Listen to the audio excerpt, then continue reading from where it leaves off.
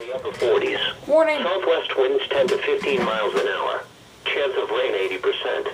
Sunday, mostly cloudy.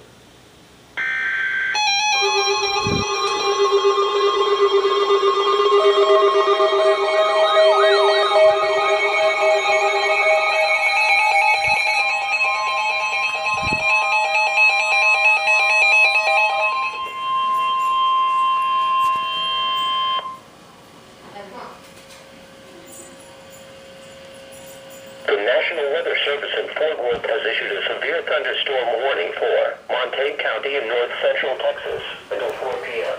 At 3:07 p.m., National Weather Service meteorologists detected a line of severe thunderstorms capable of producing quarter-size hail and damaging winds in excess of 60 miles per hour. These storms were located along the line extending from 18 miles northwest of Dakota to 7 miles southwest of Stoneburg, moving northeast at 60 miles per hour. Severe thunderstorms will be near.